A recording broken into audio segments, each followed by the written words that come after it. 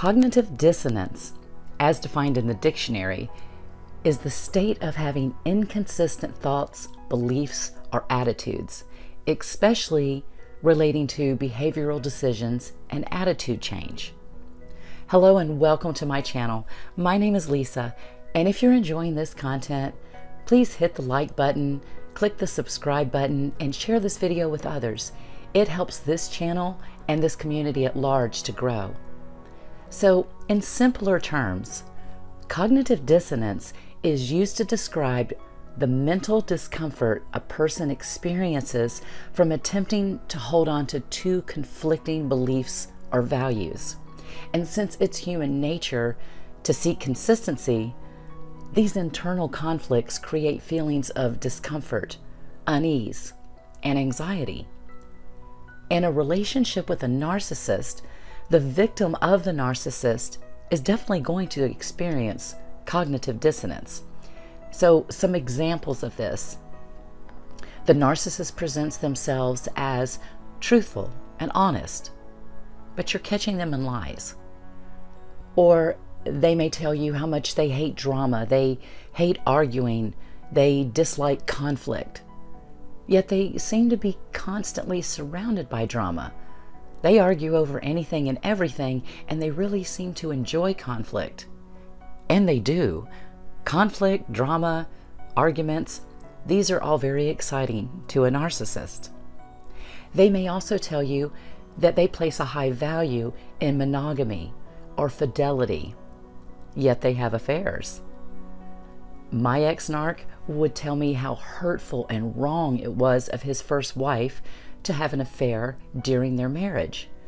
Yet he had an affair during his marriage to his second wife, which he completely justified. He also started an affair while we were still married, which is one of the many reasons I left him, ghosted him, and immediately went no contact. So the narc does value monogamy and fidelity in you, but they're not going to offer you the same, no matter how convincing they may seem, no matter how much integrity they claim to have. They all cheat, emotionally, physically, or both, period. They all cheat. They may tell you that they believe men and women are equals, yet you will hear them degrade and demean the opposite sex and will often say things like, all women do this, or all men do that. They may present themselves as being very forgiving person, saying that they're not vindictive, that they don't hold grudges. Yet you're hearing them speak of revenge and getting even with someone else. They may profess their undying love for you, referring to you as their soulmate, the love of their life. Yet they criticize you, they belittle you, they invalidate you, and they scream at you. They also may claim to love and cherish children. Yet you may see them spend very little quality time with the children, or they may speak harshly to them or about them. This is especially true of stepchildren, but it also pertains to their own children. They may claim to be a great friend to other people, yet you're hearing them criticize these same friends behind their back. They may claim to be committed to you and offer words that indicate their devotion, which create feelings of security and safety in you. Yet when it suits them or when they're angered, they'll threaten the security and the permanence of the relationship.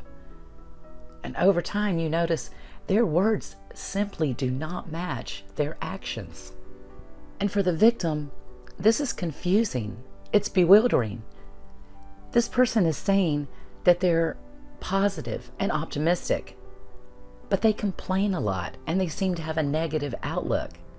They may say they're open-minded, but they seem to have a very narrow black and white view and narrow perspectives.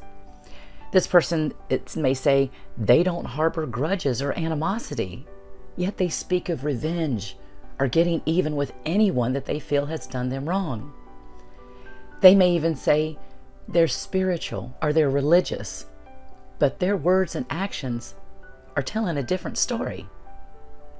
Cognitive dissonance happens when the narcissist's mouth is telling you one thing, but their actions and behavior are telling you another.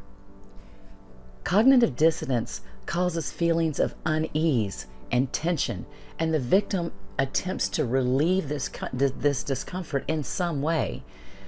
They may try explaining things away or simply rejecting any information that conflicts with their existing beliefs about the narcissist.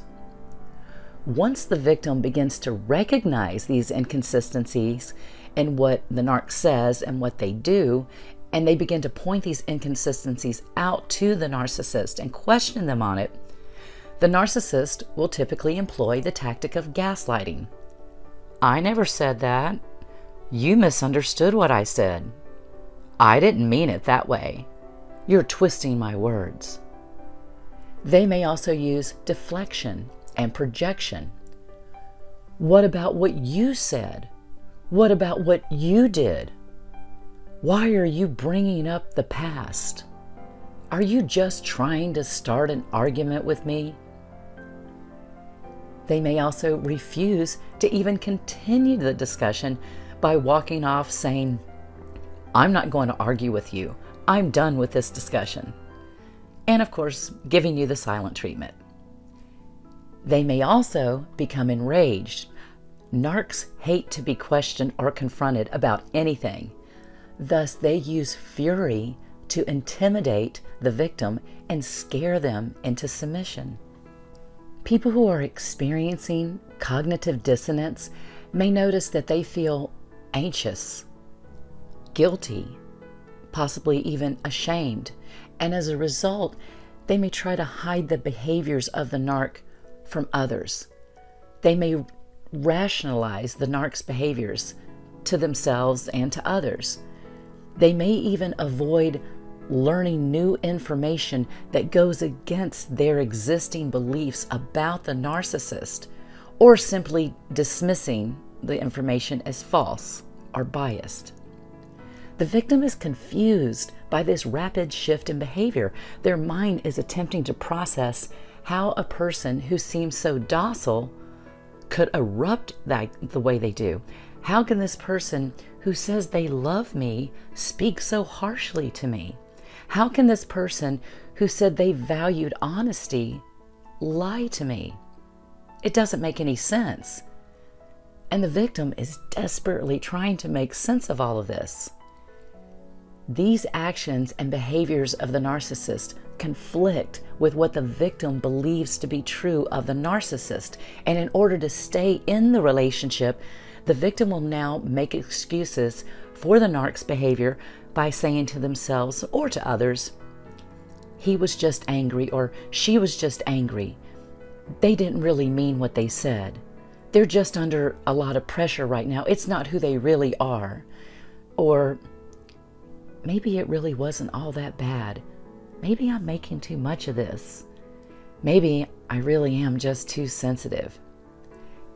And the narcissist is counting on the victim to feel and think this way, because now the victim has begun to internalize the words of the narcissist, and now the victim is gaslighting themselves. And I've dropped a link in the description box on the narcissist and internalized gaslighting, so you may want to check that one out. And all this sounds incredible, but it happens. And if you've ever been in an intimate relationship with a narcissist, you know this happens, and what I'm saying is sounding all too familiar. Many victims don't fully recognize and realize the severity of the abuse that they endured until they're out of the relationship and away from the narcissist.